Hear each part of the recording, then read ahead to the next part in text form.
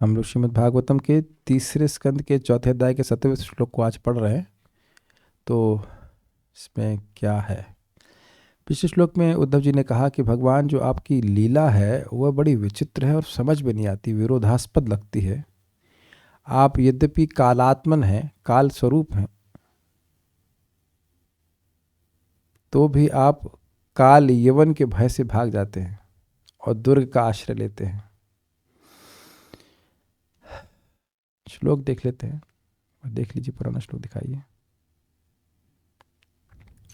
कर्माणनिहस्य भवो भवस्य ते दुर्गाश्रयोथारि भयात् पलायनम् कालात्मनो यत् प्रमदायुताश्रमः स्वात्मन् रतेः खिद्यति धीर्विदामिह। अनिहस्य, यद्यपि आप निष्क्रिय हैं और निष्प्रिय हैं, फिर भी आप कर्म करते हैं, गोवर्धन धारण आदि कर्म करते हैं। अभवस्य, आप अजन्मा हैं, फिर भी आप भव अर्थात जन्म लेते हैं। दुर्गाश्रयो अथ अरिभयात् पलायनम कालात्मना, यदि आप काल के स्वरूप हैं, काल के आत्मा हैं, फिर भी आप शत्रु के भय से दुर्ग का आश्रय लेते हैं, द्वारिका का आश्रय लेते हैं। मानो कि भय हो रहा हो। यत प्रमदा युताश्रम स्वात्मान रथे, अपने में ही रमण करने वाले होते हुए भी जो आपका स्त्रियों के साथ, हजारों स्त्रियों के संग गृहस्थ आश्रम को स्वीकार करना है। धीर विदाम इह खिद्यति, इस जगत में जो बुद्धिमान लोग हैं उनकी बुद्धि को वह खेद प्रदान करता है। वो समझ नहीं पाते इस बात को, ऐसा क्यों कर रहे हैं। अब अपने संग जो उनका व्यवहार था, जो उद्धव जी के संग व्यवहार था, उद्धव जी कहते हैं कि वह मुझे मोहित समान कर रहा है, मोहित के समान कर रहा है, मुग्ध मोहित जैसा कर रहा है। मोहित नहीं कर रहा है क्योंकि वो समझ रहे हैं भगवान के तत्व को, लेकिन उनको मोहित जैसे कर रहा है। क्यों मोहित कर रहा है? यद्यपि भगवान सर्वज्ञ हैं, फिर भी पूछते हैं कि क्या करना चाहिए, और केवल अनुकरण मात्र नहीं कर रहे हैं, पूछते हैं और फिर एडवाइस के अनुसार करते भी हैं और बड़े ध्यानपूर्वक सुनते हैं। जैसे अभी अराउंड 2 बजे या 1:30 बजे मेरा स्टूडेंट था, वो बहुत परेशान था, बहुत ज़्यादा परेशान था भक्ति में। तो कहा प्रभु जी चैट से काम नहीं चलेगा, कॉल करना पड़ेगा। अरे ठीक है भाई। तो काफ़ी देर बात हुई तो वह माना। मैंने कहा पिछली बार आप नहीं माने थे तो आप परेशान हो गए, काफ़ी परेशान हो गए, आप फिर पूछ रहे हो, फिर मैं आपको कुछ स्ट्रॉन्ग एडवाइस दे रहा हूँ करने के लिए, आप नहीं करेंगे तो फिर आप कहेंगे पर जी मिडिल पाथ बताइए। हमने कहा हम मिडिल पाथ जैसा कुछ नहीं होता है। आप परेशान हैं तो उस परेशानी को काटना पड़ेगा, जो भी थी उनकी परेशानी। तो वो जेन्युइनली पूछ रहे थे क्योंकि उनको नहीं समझ में आ रहा था कि क्या करना है। जब आप लोगों को एकदम पता रहता है कि क्या करना है, तब भी पूछते हैं कि क्या करना है। आज तक किसी माता जी ने हमें ये मैसेज नहीं किया प्रभु जी रोटी कैसे बनाते हैं। Have you ever asked me? Come on, this is so easy. या मूंग की दाल नहीं पक रही है अरे कैसे नहीं पकेगी, उसका तो बाप भी पका देंगे तो आप समझ रहे हैं यह सब प्रश्न आप नहीं करते। क्यों नहीं करते? ये पता है। Is it not? वहां कोई संशय नहीं है। कोई नया कुक होता है तो सीनियर से पूछता है चावल पका है कि नहीं पका है, तो वो पूछता है अगर नहीं पका है तो और पकाते हैं, और अगर पक गया है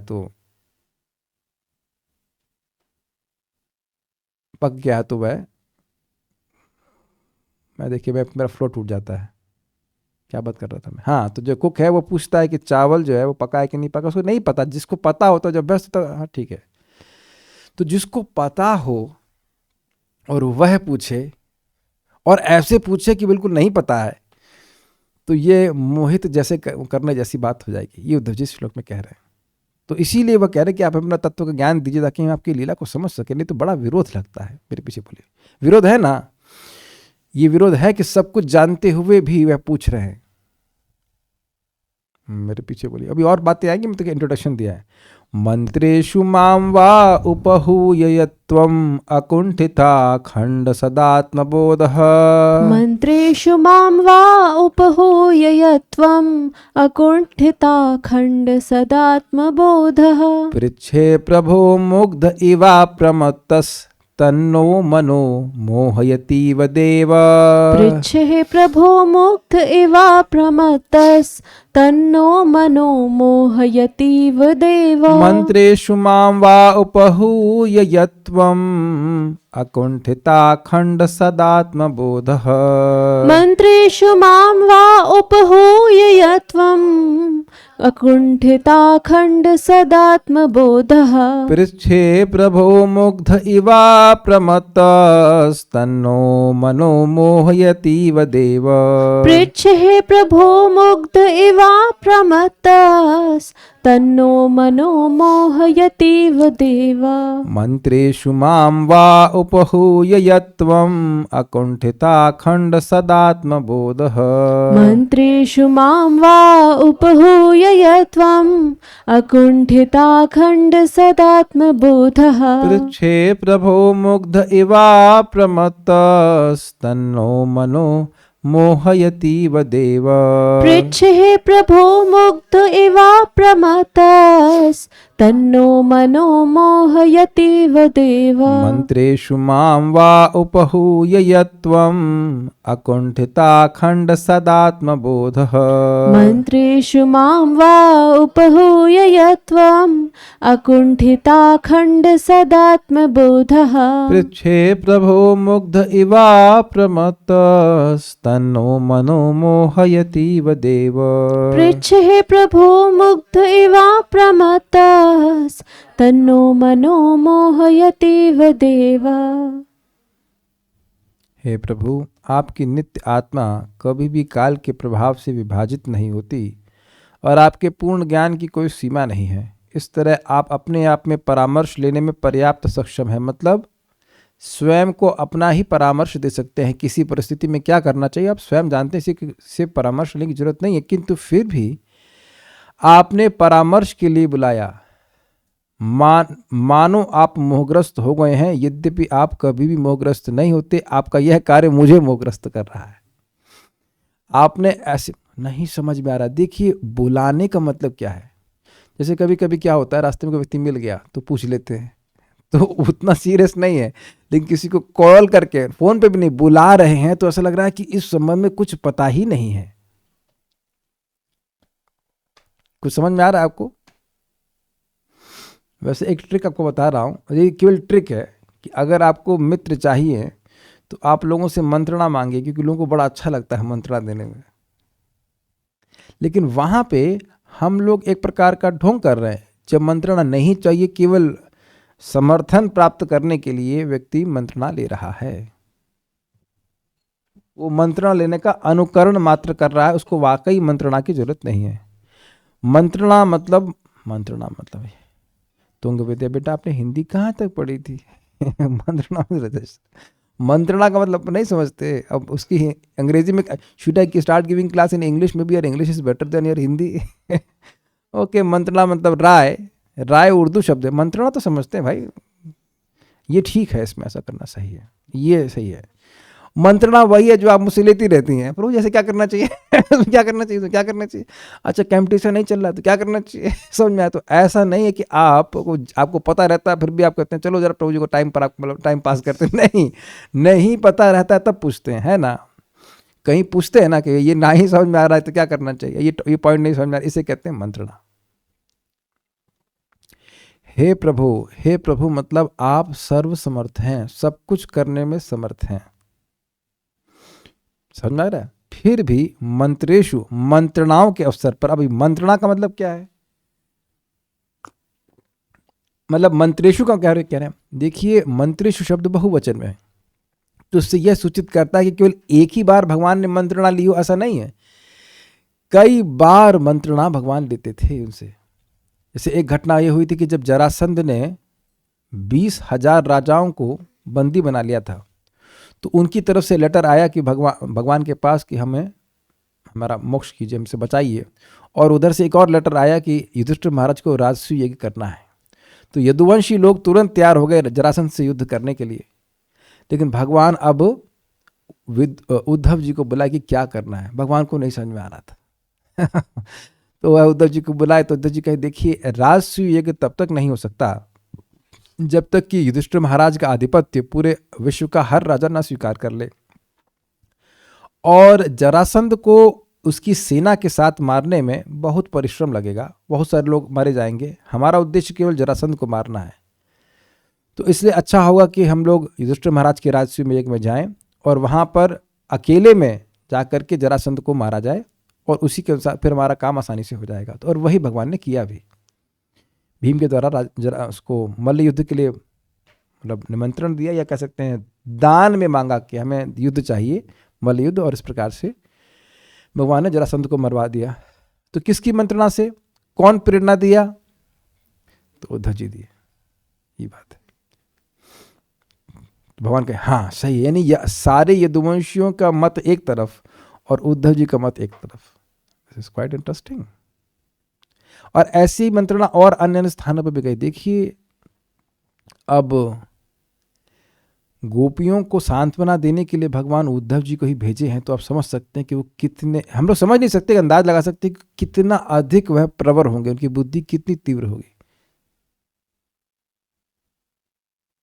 प्रवरो मंत्री ऐसे करके शब्द 10.10 महाराज कई बार कोट किया, मैं इस अध्याय को पढ़ा नहीं है, लेकिन यदुवंशियों में सबसे प्रवर थे। और आगे भी इसी श्लोक में हम लोग पारायण कर चुके हैं कि भगवान कहते हैं उद्धव जी मुझसे जरा भी न्यून नहीं है, बल्कि उद्धव जी को भगवान कहे हैं कि आप, लक्ष्मी जी भी मुझे इतनी प्रिय नहीं जितने कि आप प्रिय हैं, मेरा स्वरूप भी मुझे इतना प्रिय नहीं, संकर्षण भी उतने प्रिय नहीं जितने कि आप प्रिय हैं। तो मंत्रेशु यानी मंत्रणाओं के कई अवसर पर अकुंठित, अकुंठित मतलब काल द्वारा अखंडित, कवर्ड अप, अनकवर्ड, आपका ज्ञान। देखिए ये शब्द पूरा एक साथ जोड़िए, अकुंठित, उसको आप जब क्या कहते हैं, अकुंठित अखंड सदात्म बोध, ये एक साथ जोड़ा जाएगा। देखिए श्लोक में क्या लिखा हुआ है, श्लोक में कैसे लिखा है, अकुंठिताखंड सदात्म बोधा, ये एक शब्द है और ये भगवान के बोध को वर्णन कर रहा है। भगवान का बोध यानी कि ज्ञान कैसा है, अकुंठित है, अखंड है और सदात्म बोध है। सदा ही भगवान को आत्मबोध रहता है, हम लोगों को सदा ही आत्मबोध नहीं रहता। जिस देह से पहचान कर रहे हैं उसका भी बोध नहीं रहेगा अभी थोड़ी देर में ही, सोते समय, है ना। तो हम सदात्म बोध में कैसे रह सकते हैं? भगवान नित्य ही अपने स्वरूप से अवगत हैं और सदात्म बोध जो कुछ भी जगत में है वो सब जानते हैं, किस परिस्थिति में क्या हो रहा है, किसके संग क्या हो रहा है। कभी आपके मन में प्रश्न आया कि यह मेरे जैसे अच्छे व्यक्ति संग क्यों हो रहा है, आपके जैसे सज्जन पुरुष, और आपके संग इतनी गलती, इतना गलत, ये तो गलत कर रहे हैं, भगवान गलती कर रहे हैं। भगवान गलती कभी नहीं कर रहे हैं। अकुंठित अखंड, अकुंठित का मतलब हो गया कि भगवान का ज्ञान काल के द्वारा कवर्ड नहीं है। जैसे हम लोग किसी बात पे विचार करें कि अब क्या करना चाहिए, तो हमको नहीं समझ में आता कि इस समय इस परिस्थिति में मुझे क्या करना चाहिए और इसका भविष्य में क्या प्रभाव होगा। जो हमको मंत्रणा दे रहा है वह भी जान नहीं रहा है, वो एक अंदाज से बोलता है कि यह कर लेने से ठीक हो जाएगा। कभी आप ऐसी बीमारी में पड़े जहाँ डॉक्टर अलग अलग मतामत दे रहे हैं, इस वजह से बीमार है, उस वजह से बीमार है, ये बीमार है, ये कारण है, वो कारण है, तो क्या कारण है? ऐसा हुआ होगा, इज इट नॉट? बहुत सारे टेस्ट कराए समझ ही नहीं आ रहा है बीमार क्यों है, फिर व्यक्ति क्रमशः भगवान की कृपा से ठीक हो ही जाता है। लेकिन एक इंटरेस्टिंग बात है कि काल के द्वारा हमारा ज्ञान बाधित है। पिछले जन्म में आप क्या थे नहीं पता, आपको नहीं पता, बस ज्ञान में है। आपको पता है राजेश प्रभु, आपका नाम क्यों भूल जाता हूं ना? अद्यावतार। देखिए मेरा ज्ञान कुंठित हो गया, कितनी बार बता चुके हैं अद्यावतार अद्यावतार, लेकिन काल के द्वारा भूल जाता हूं। कल्याण प्रभु नहीं पता। तो यहां आप लोग सब ज्ञान में है। रूम वालों को बताओ भाई पिछले जन्म में क्या थे। तो पिछले जन्म में क्या थे ये बिल्कुल भी नहीं पता। अच्छा माँ के गर्भ में तो ये तो याद होगा, तो इसी जन्म की घटना है। यह भी तो याद नहीं है, यह भी याद नहीं है कि बड़ी परेशानी में थे माँ के गर्भ में, प्रार्थना करे तो भगवान इस बार आऊंगा तो जरूर भजन करूंगा, फिर भूल जाते हुए, अलग बात है। अब देखिए पग पग पर हम लोग भूल जाते हैं, अरे चश्मा रख के भूल जाते हैं, तो बाकी तो बात भूल जाइए आप।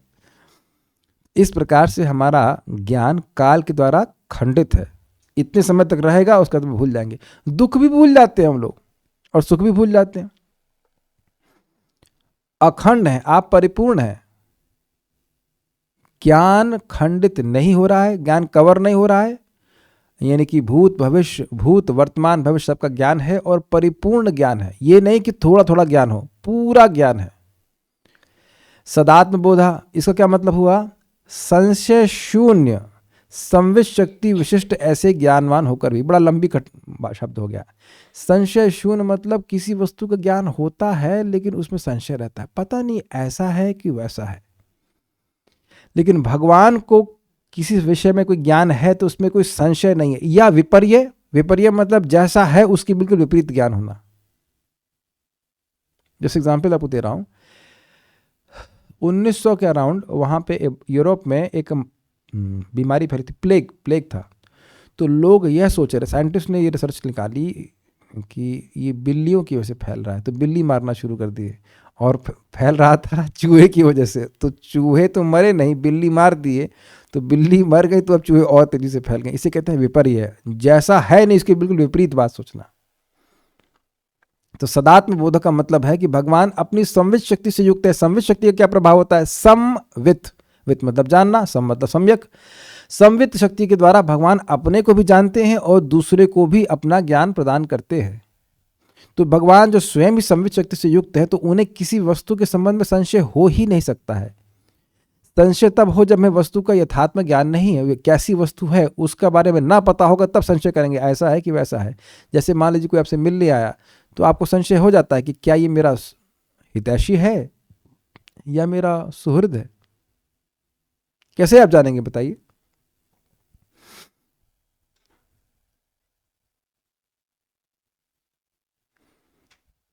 अभी कल ही तो बात है ना, सुबह की क्लास कैंसिल हुई थी, कब? कल ही तो हुई थी, भूल जाता हूँ, काल से कुंठित मेरा ज्ञान है। तो मुझे लगा ये वेल्डर बड़ा अच्छा है, घर पे आ गया तो जो चीज़ मतलब 45-50 हज़ार में हो जाने चाहिए उसने बिल बनाया 87,000 रुपीज़ का। वाह, मैं वापस आ गया। मतलब बड़ा ये समझ रहे हैं, पहले हो लग रहा था कि ये बड़े हितैषी हैं, बड़ा अच्छा काम करेंगे, ये फ्लैट निपटाना सस्ते में कर देंगे, लेकिन ना। तो ये आप कई बार जगत में देखते हैं कि व्यक्ति हम लोग को चीटिंग कर देते हैं। तो ये निर्णय करना कि ये मेरे लिए अच्छा है ये बुरा है, इसमें संशय ही रहता है। दवाओं के बारे में क्या विचार है आप लोगों को? यहां तक कि भोजन के मामले में भी संशय बना रहता है कि यह मेरे लिए ठीक है या नहीं है। आप लोग पता नहीं ना सोचते हैं कि नहीं सोचते, मेरा स्वास्थ्य काफ़ी खराब, बहुत अच्छा तो नहीं रहता है, तो पग पग पे पूछना पड़ता है, इससे वायु बढ़ती है कि नहीं बढ़ती है, कि क्या होता है, तो पग पग पे एक एक चीज़ पूछ पूछ के खानी पड़ती है। संशय बना ही रहता है कि कहीं इससे मेरा स्वास्थ्य तो नहीं खराब हो जाएगा। जब तक स्वास्थ्य ठीक रहता है तब तक कोई संशय नहीं होता, ये लाओ फ्राइड लाओ, ये लाओ वो लाओ। जब खराब हो जाता है तब सोचता है ये चीज़ है कि नहीं। तो आप देख रहे हैं कि किस चीज़ में संशय होगा, इसका मतलब है कि हमारा ज्ञान अपूर्ण है, भगवान परिपूर्ण ज्ञान से युक्त है ना। एकादशी में ये खाना चाहिए कि नहीं खाना चाहिए, है ना संशय। शास्त्र नहीं सुनेंगे तो संशय ही बना रहेगा। ऐसा होते हुए अर्थात जिस व्यक्ति के पास जिसका ज्ञान अकुंठित है, अखंड है, सदात्म बोध है, उसको क्या किसी से परामर्श लेने की जरूरत है? नहीं है। तब भी ऐसा होते हुए त्वम मुग्ध इव, आप मुग्ध के समान, मानो अज्ञ हो, मानो न जानते हो, उसके समान, माम यत उपहूय, मुझको जो बुलाकर, यत मतलब जो बुलाकर, अप्रमत्त, यद्यपि कभी मोहित नहीं होते फिर भी सावधानी से अहो पृच्छे पूछते थे। वह मतलब यहाँ पे अहो संबोधन के अर्थ में, ओह जो आप मुझको पूछते थे, मानो कि आप अज्ञ हों, यद्यपि आप सब कुछ जानने वाले हैं। ये उद्धव जी स्मरण कर रहे हैं, हे देव तत आपकी वह लीला नह मन मोहयति इवा, हमारे मन को भ्रमित सी कर रही है। अब भ्रमित सी कर रही है, यह नहीं कह रहे कि भ्रमित कर रही, क्योंकि भगवान उद्धव जी शुद्ध भक्त है, वो जानते हैं कि भगवान को अच्छा लगता है अपने भक्तों पर निर्भर करना। यद्यपि वो सब कुछ जानने वाले हैं, वो भोजन उनको करने की जरूरत नहीं है, लेकिन फिर भी ऐसा लगता है कि माता यशोदा पर वो निर्भर है, वो नहीं देंगी तो नहीं खाएंगे। और माता यशोदा भी इसी प्रकार से वह सोचती हैं कि मैं नहीं भोजन कराऊंगी तो ये मर जाएगा। इसीलिए भगवान विग्रह के रूप में आते हैं, ताकि आप लोगों के मन में ये भाव आ जाए, अरे भगवान को भोग लगाना है, भगवान भूखे होंगे, तो क्या भगवान ही तो सबको दे रहे हैं, फिर भी भगवान ऐसा प्रस्तुत करते हैं कि अरे देखो तुमने मुझे नहलाया नहीं, गंगा जी तो आपके चरण से ही बह रही है, नहा लीजिए उसी में, कह सकते हैं आप। लेकिन भाई भक्त लोग ऐसा नहीं सोचते कि गंगा जी तो आप बाहर है और हमसे कह रहे कि नहला नहीं रही हो, क्या कर रहे हो, या नहला नहीं रहे हो, जो भी है। नहीं भगवान की तब मांग रहे पत्रम पुष्पम फलम तोयम, तो ऐसा लग रहा है कि उनके भंडार में कुछ कम ही हो गई है। नहीं, ये में भक्तिया प्रयच्छति, भगवान अपने भक्तों की भक्ति को स्वीकार करना चाहते हैं। जैसे आपके पत्र पुष्प फल तो की भगवान को जरूरत नहीं है, फिर भी भगवान खाते हैं। और वह हमने पढ़ा था कि जैसे आप भोजन अर्पण करने की इच्छा रखते हैं, भगवान को भूख भी लगने लगती है। अरे बड़ी तेज भूख लग रही, कब? जब तुमने भोजन लाने की संकल्प लिया तब। It's very interesting. नहीं तो अगर भगवान कहे भाई देखो मैं तो आत्मराम हूँ, तो तुम्हारी जो लगे रहो सेवा में करना चाहो करो, हमें तो कोई खास जरूरत नहीं, तो आपका जो उत्साह है वह भी समाप्त हो जाएगा। लेकिन आप देखो गिरिराज जी आणी और सब खा लेंगे, और लाओ और लाओ और लाओ, he is always hungry for your food, I mean for your love basically. मंत्रेषु माम व उपहूय यत्वम, जो मंत्रणाओं में आप मुझको बुलाते थे, यत्वम जो बुलाते थे, त्वम अकुंठित अखंड सदात्म बोध, यद्यपि आपका आत्मज्ञान नित्य है, काल के द्वारा कुंठित नहीं है। कुंठा मतलब रेस्ट्रिक्टेड नहीं है, नहीं भाई भूतकाल का काल नहीं हो सकता ना, भविष्य काल का ज्ञान नहीं हो सकता है। और अखंड परिपूर्ण ज्ञान है, फिर भी पृच्छे प्रभो मुग्ध एवं अप्रमत्तः, मुझसे पूछते थे हे प्रभु। प्रभु मतलब सर्वसमर्थ होते हुए भी आप पूछते थे, और कैसे पूछते थे? मुग्ध एवं, मुग्ध के समान पूछते थे, लेकिन अप्रमत्तः।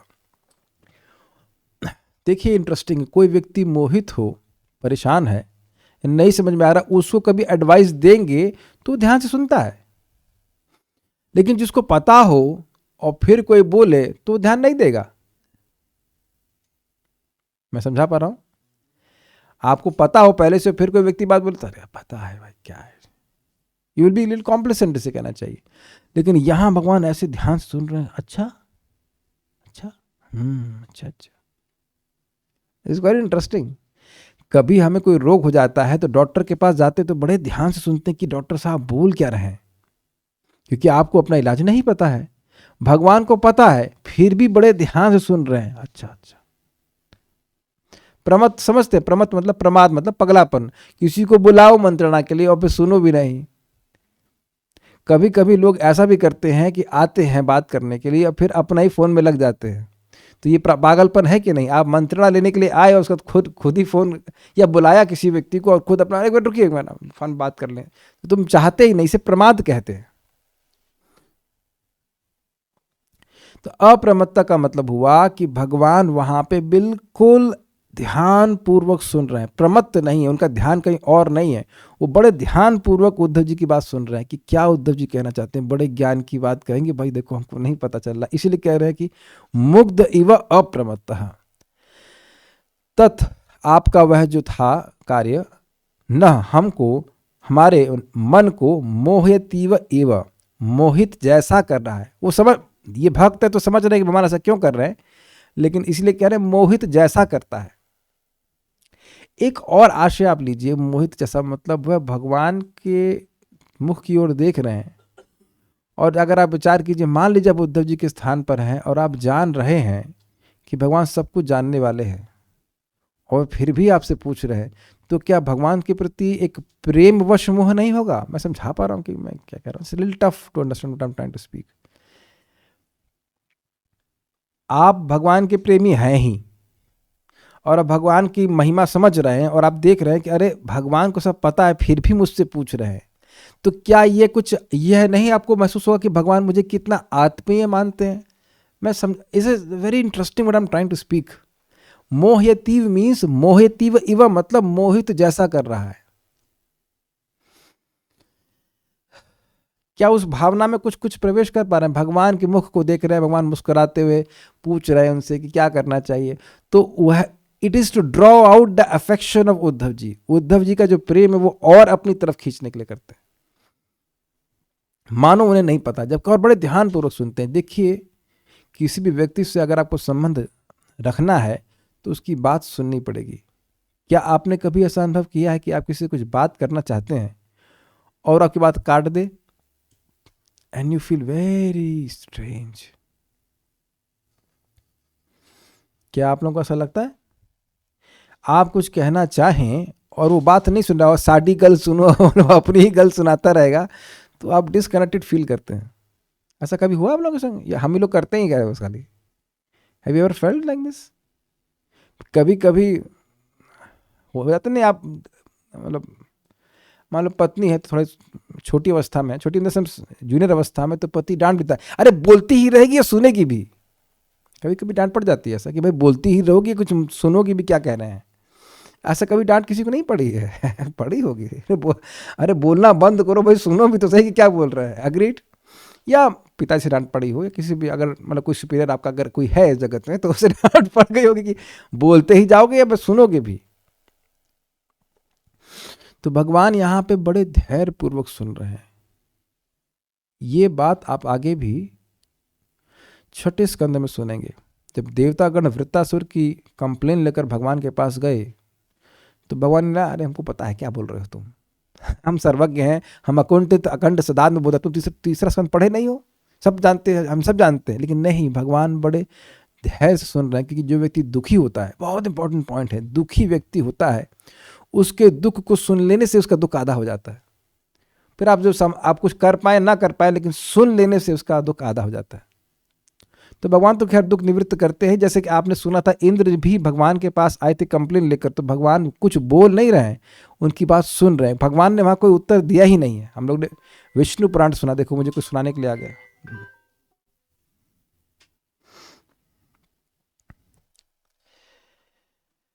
तो वहाँ विष्णु पुराण में हमने पढ़ा था कि भगवान के पास इंद्र आए और बोलते गए, ये परेशानी है, वो परेशानी है, आपको जो करना हो करो। भगवान वहाँ उत्तर कोई नहीं दे, खाली चुपचाप सुन रहे हैं। ब्रह्मा जी की प्रार्थना ब्रह्मा जी 14 स्कंद के 14वें अध्याय में करेंगे, भगवान सुन रहे हैं। तो भगवान को श्रवण अच्छा लगता है, सुनते हैं। ये आदर देना होता है सामने वाले व्यक्ति को। कोई कुछ बात कहे, उसको हम सुने ही नहीं, या अपना फ़ोन चला लें, कुछ और कर लें, तो फिर ये अपराध हो जाता है। फिर व्यक्ति डिस्कनेक्टेड फील करेगा, वो समझ जाएगा इसको हमारी मंत्रणा की जरूरत ही नहीं है। मुझे याद है कि एक व्यक्ति मुझे कॉल किए कि प्रभु जी आपका कुछ समय मिल सकता है। मैंने दिया अपना बहुमूल्य समय, सबका समय बहुमूल्य होता है। और वो माता जी खड़ी थी बुक स्टॉल के ऊपर, वहाँ उस स्थान पर बुक स्टॉल पे थी, वो गीता वितरण कर रही थी। तो बीच बीच में थे, ये 120 रुपये की है। हमने कहा आप बात कर लीजिए या फिर आप बुक्स बेच लीजिए, एक ही समय में दोनों बात क्यों कर रही हैं? ये कुछ तरीका, अगर कुछ काउंसलिंग लेनी, कुछ करनी, तो आप बुक स्टॉल पे खड़े होकर करेंगे।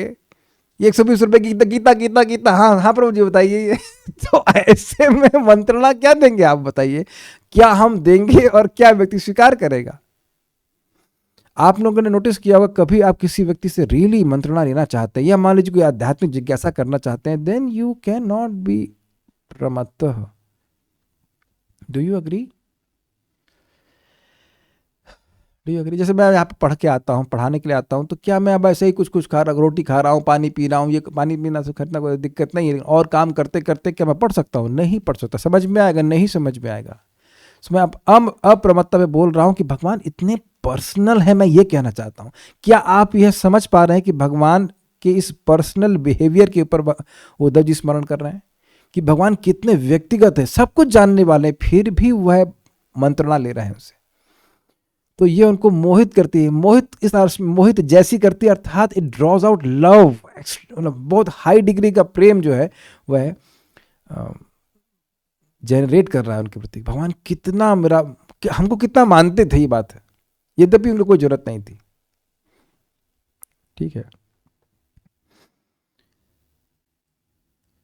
श्रीधरी, उद्धव जी ने कहा, प्रभु आपका ज्ञान सदा निर्बाध, मतलब बिना किसी बाधा के है, परिपूर्ण तथा संशय इत्यादि से रहित है। फिर भी आपको जब किसी विषय में मुझको सलाह करनी होती थी, तो आप मुझको बुलाकर सामान्य मनुष्य के समान बड़ी सावधानी पूर्वक मुझसे पूछते थे कि मानो आपको नहीं पता हो। आपकी यह लीला मेरे मन को भ्रम में डाल देती है, मतलब भ्रम, मानो मुझे भ्रम में डाल देती, ये अर्थ है। थोड़ा सा अनुवाद में मिस्टेक है, सारा दर्शनीय।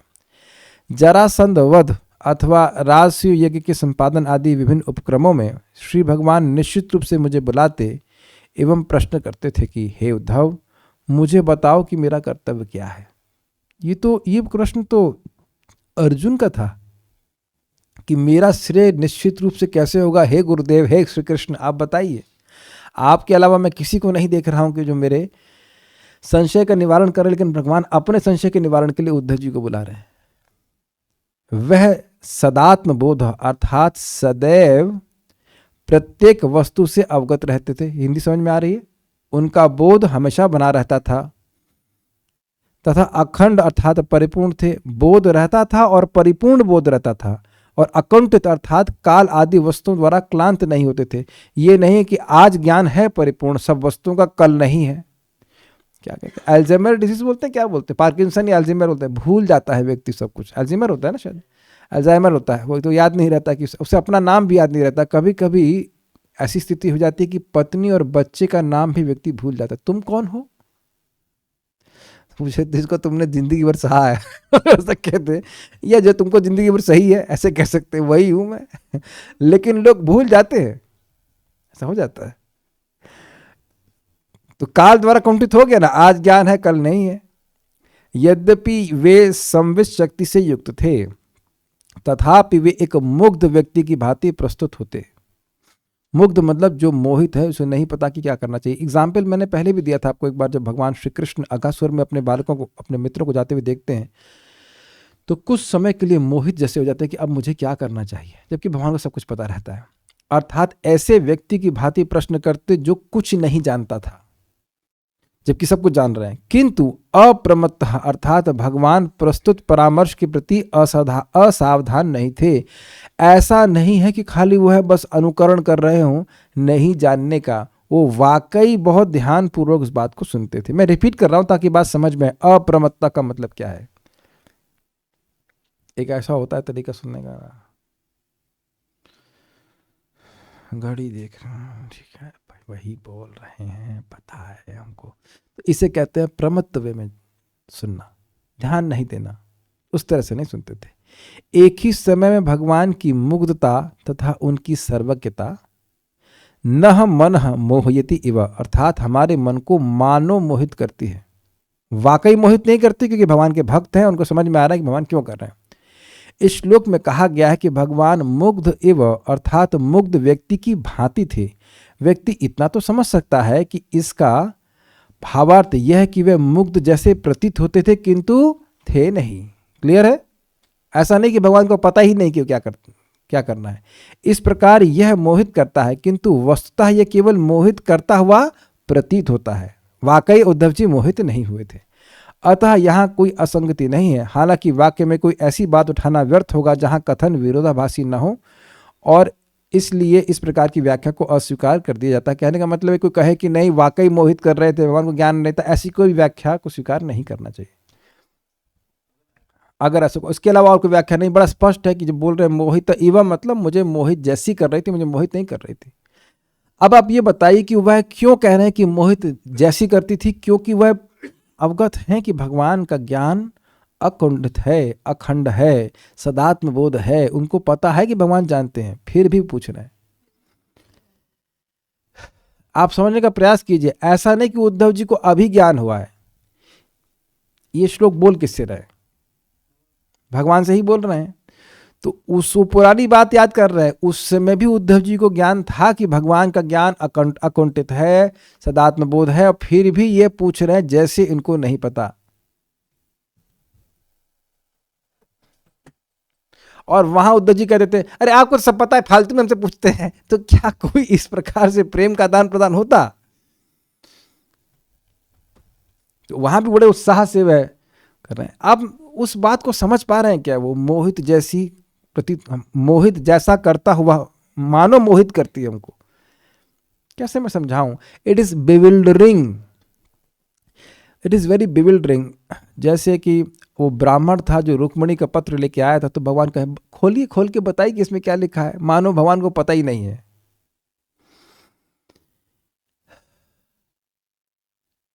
ऐसा कई बार भगवान करते हैं, ऐसा कई बार करते हैं। जैसे कि अभी श्रीपाद रामानंद राय से साधन और साध तत्व के बारे में पूछ रहे हैं श्रीमन चैतन्य महाप्रभु, और कहते हैं मैं तो कुछ साधन तत्व और साधन तत्व कुछ नहीं जानता। और जब प्रश्न कर रहे हैं तो रामानंद राय जी उत्तर दे रहे हैं, फिर उसको बहिष्कार भी कर रहे हैं, ना ये तो सही नहीं है, ये तो सही नहीं है, ये तो सही नहीं है, ये ठीक है, ये नहीं है, नहीं ये तो बाह्य है, ये बाह्य। बाद में बोले कि भगवान का श्रवण कीर्तन करना चाहिए तो कहते हैं ये तो है। इसका मतलब पहले से पता था कि नहीं। और आगे जा करके वे गोपियों के प्रेम के बारे में बात करते हैं, फिर कहते हैं आगे कहो वार, तो कहते हैं इसके आगे मैं जानता नहीं हूं, लेकिन मैं तो मैं वीणा के समान हूं और वीणा वादक आप हैं, आप बजाना चाहते हो तो अब आप मुझसे जो बुलवाना चाहते हो बुलवाएंगे। तो अब बताइए रामानंद राय जी को क्या पता नहीं कि भगवान चैतन्य महाप्रभु सारे ज्ञान के स्रोत हैं? फिर भी उनसे पूछ रहे हैं, मानो कि न जानते हो। या अगर आपको थोड़ा सा भी याद हो, हरिदास ठाकुर जी से पूछ रहे हैं कि भाई लोगों का जो पापी लोग हैं उनका उद्धार होगा कैसे, तो वहां हरिदास ठाकुर जी कहते हैं आप चिंता मत कीजिए, लोग हराम हराम बोलेंगे तो उनका उद्धार हो जाएगा। और ऐसे करके आगे बहुत सारी बातें बोलते हैं नाम की महिमा के बारे में। और भगवान चैतन्य महाप्रभु बाद सोचते हैं इससे कैसे मालूम चल गया इससे कैसे मालूम चल गया। रूप को जगन्नाथ मंदिर, जगन्नाथ रथ यात्रा में महाप्रभु एक कविता बोलते, ये काव्य बोलते, जो कि सामान्य लड़के और लड़की का आपस में मतलब एक फीलिंग्स का एक्सचेंज सा लगता है। और उसके बाद 1 साल रूप गोस्वामी थे, रूप गोस्वामी उस पर सब लिख दिए कि आप भी वही, मैं वही राधा हूँ, आप कृष्ण हैं, लेकिन ऐसा कर मतलब पूरा डिटेल उसको बता दिए। तो और उसके बाद वो उसको एक अपनी झोपड़ी में जो ऊपर फूस होती उसमें खोस दिए थे। तो महाप्रभु आए और उसको निकाले, उसको रूप गोस्वामी से स्नान करने गए थे और उसको पढ़े और फिर आए तो रूप गोस्वामी आए, तुमको चपत मारे हल्की सी कि तुमको मेरे मन की बात कैसे मालूम चल गई। और न सिर्फ यह है, उसको अन्य भक्तों के सामने पढ़कर बताए भी। तो फिर भक्तों ने कहा, वो कह रहे देखो उसने मेरी मन की बात कैसे पकड़ ली। तो कहते हैं कि आपने ही कृपा करी होगी तभी तो समझ पाए। कहते हैं हाँ मैंने ही कृपा करी थी, इनकी नम्रता को देख करके, इनके सर पे या हाथ पे जो भी हाथ रखा था वो कृपा संचार किया था, तो कृपा संचार आप ही कर रहे हैं। फिर आप अपने आप मोहित हो रहे हैं कि ये इसको कैसे मालूम चल गया। तो this is how Krishna behaves, what you can do.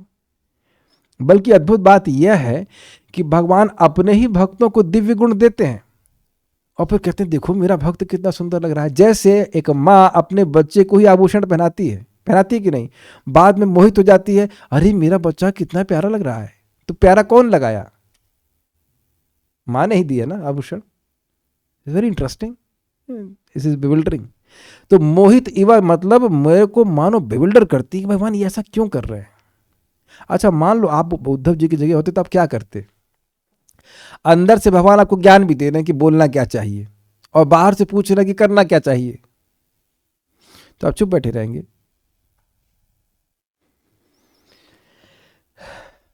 चुप तो नहीं बैठे रहेंगे। आप लोगों को सामर्थ्य दिया है भोजन बनाने का तो चुप बैठे रहते हैं? नहीं, बनाते, भगवान को अर्पण करते हैं, यद्यपि पता है कि भगवान तो सभी चीज देने वाले हैं। तब तो इससे आप जब सेवा करते हैं समझने का प्रयास कीजिए, जीवात्मा भगवान का सेवक है, जब वो सेवा करता है तो सुख मिलता है। तो भगवान इस सुख का, इस प्रेम का आदान प्रदान करना चाहते, नहीं तो भगवान की जरूरत ही क्या, किसी काम की कोई जरूरत नहीं है। तो ये उनको मोहित करती। मोहित means it draws more love from Uddhav's heart. बाल प्रबोधनी। यहां पर उद्धव जी भगवान श्री कृष्ण को प्रभु और देव बोलकर संबोधित कर रहे हैं। इस संबोधन द्वय से अर्थात 2 प्रकार के संबोधन से, प्रभु शब्द से कहते हैं कि आप सर्वथा समर्थ हैं, सब कुछ करने में समर्थ हैं, फिर भी पूछते हैं। और देव शब्द से देवों के भी देव अर्थ समझना चाहिए, देवादि देव समझना चाहिए। हे देव, आप देवताओं के भी आराध्य हैं, ऐसा समझना होगा। उद्धव जी कहते हैं कि हे प्रभु, आपके अनुग्रह के बिना कोई भी आपकी चिकित्सा को नहीं समझ सकता। आप प्रभु हैं, आप देवताओं के भी देव हैं, तो जो देवता का देव है उसकी चिकित्सा अर्थात उसके प्रयोजन को, किस कार्य को वह किस उद्देश्य से कर रहा है, यह कोई नहीं समझ सकता। ये बोल रहे हैं। भगवान के लिए कहते हैं कि आप अकुंठित अखंड सदात्म बोध है, अर्थात आप अकुंठित अर्थात आवरण रहित, जिस ज्ञान पर कोई आवरण नहीं हो। जैसे कि मान लीजिए अब मैं अगर ऐसे आवरण धार लेता हूँ अपने सर मुख के ऊपर, तो मैं आप लोग को नहीं देख सकता। तो आप देख सकते कि हम सभी के ज्ञान के ऊपर एक काल का आवरण है, गुणों का आवरण है, हम तो अपने को ही नहीं जानते। Is it not? ऐसा आवरण भगवान के ऊपर नहीं है। अखंडित मतलब अपरिच्छिन्न, मतलब अनलिमिटेड ज्ञान है भगवान का, सब कुछ जानते हैं, ठीक। और सदात्म बोध अर्थात सदा संशय विपर्य आदि से रहित ज्ञान है। आदि से शून्य विलक्षण अर्थात यथार्थ बोध वाले। थोड़ा समझिएगा, प्रयास कीजिए, कठिन हिंदी हो गई। संशय मतलब डाउट, और विपर्य का मैंने क्या बताया था अर्थ, जो है वस्तु उसके बिल्कुल विपरीत धारणा करना, इसको विपर्य कहते हैं। विपर्य मतलब उल्टा। तो जैसा ज्ञान है उसके विपरीत ज्ञान नहीं है भगवान का, यथावत भगवान जानते हैं, फिर भी वह पूछते हैं। और ऐसा होते हुए भी आप अज्ञवत और मुग्ध के समान होकर मुझे बुलाकर मुझसे सलाह लेते थे। तो स्पष्ट है, बाकी बातें सेम है। और आप अप्रमत्ता अर्थात सावधानी से पूछते थे। आपका ऐसा व्यवहार हम सेवकों के मन को मोहित कर रहा है, यह अन्वय है। तात्पर्य, उद्धव वास्तव में कभी भी मोहग्रस्त नहीं थे, किंतु वे कहते हैं कि ये सभी विरोधी बातें मोहग्रस्त बनाने वाली प्रतीत होती हैं। कृष्ण तथा उद्धव के बीच का सारा विचार विमर्श मैत्रेय के लाभार्थ था, जो पास ही बैठे थे। भगवान उद्धव को परामर्श के लिए बुलाते रहते थे। जब नगर पर जरासंध तथा अन्यों ने आक्रमण किया था, ये कहाँ था? मथुरा। मथुरा में जरासंध ने आक्रमण किया था। उद्धव जी तो वहीं से साथ में है ना। और जब मथुरा से तो उद्धव जी आए थे, यहाँ पे द्वारका से तो ना आए थे। आप राष्ट्रीय इंसिडेंट हो या कुछ भी हो, जरासंध मरा है जरासंध बाद में मरा था, लेकिन राष्ट्रीय वाला इंसिडेंट था जरासंध के। यस, वो तो द्वारका से हुआ था, लेकिन यहाँ पे जो बात है वो जरासंध ने भी युद्ध की आक्रमण किया था मथुरा पे, ये भी एक घटना है ना। और जब उन्होंने द्वारकाधीश के रूप में अपनी नैतिक राजसी कार्य के अंग स्वरूप महान यज्ञ किए थे। ये क्या मतलब है? नित्य ही कार्य करते थे, राजा को यज्ञ करने चाहिए। तो वहां कौन सा यज्ञ करना चाहिए उसके बारे में भी वह उद्धव जी से मंत्रणा लेते थे। इसीलिए यहां पे शब्द था मंत्रेशु, जो कि बहुवचन में था। केवल एक बार मंत्रणा नहीं लिए। अगर कोई व्यक्ति केवल एक बार मंत्रणा दे तो उसे मंत्री कहेंगे। कोई जीवन में केवल एक बार आपको मंत्रणा दे, नहीं, जो बार बार आपको मंत्रणा देता है उसको मंत्री कहा जाता है कि नहीं? अब बार बार उससे पूछते हैं कैसे करना चाहिए, कैसे करना चाहिए। भगवान के लिए कोई भूत, वर्तमान तथा भविष्य नहीं होता, क्योंकि शाश्वत काल का उन पर कोई प्रभाव नहीं होता और उनसे कुछ भी छुपा नहीं है। ये किसकी व्याख्या कर रहे हैं प्रभुपाद, बताइए? अकुंठित भगवान का ज्ञान काल के द्वारा आवरण से युक्त नहीं है। वे शाश्वत आत्म प्रबुद्ध हैं, अखंड सदात्म बोध। अतएव परामर्श रूपी प्रकाश पाने के लिए उनका उद्धव को बुलाना निश्चित रूप से आश्चर्यप्रद है। भगवान के सारे कार्य परस्पर विरोधी प्रतीत होते हैं, यद्यपि भगवान के नैतिक कार्यों में कोई विरोध नहीं है। इसलिए उन्हें उसी रूप में देखना होगा और उनकी व्याख्या करने का कोई प्रयास नहीं किया जाना चाहिए। ओके, श्लोक यहीं तक था। उसके आगे अगला श्लोक था, तो हो गया क्लास पूरा। हम सोच रहे थे आज मेरा स्वास्थ्य ठीक नहीं, तो मेरा भी दिमाग डिस्टर्ब हो रहा है, किधर किधर जा रहा हूँ। श्लोक तो यहीं तक था बस। आई एम हैप्पी कि श्लोक पूरा हो गया। मुझे डर लग रहा था कि 36 श्लोक 36 पेज तक कैसे होगा। तो कुछ कुछ आप लोग समझ में आए, इसलिए उद्धव जी कह रहे हैं कि आप हमें ज्ञान प्रकाशित कीजिए। हम आपकी सेवा करना चाहते हैं, लेकिन आपकी जो लीलाएं हैं वो हमको मोहित जैसी करती रहती है। नैतिक का मतलब होता है रोज किए जाने वाले कार्य। तो भगवान रोज यज्ञ आदि करते थे, तो उस बारे में उद्धव जी से जो भी यज्ञ महान वगैरह करते हो राजा के रूप में, उसके बारे में परामर्श लेते थे कि यज्ञ कैसे करना चाहिए, ऐसे करना चाहिए। ठीक है, ओके। और कोई प्रश्न नहीं है? So will stop here. Shrimad Bhagavatam की जय, श्रील प्रभुपाद की जय, निताई गौर प्रेमानंदे।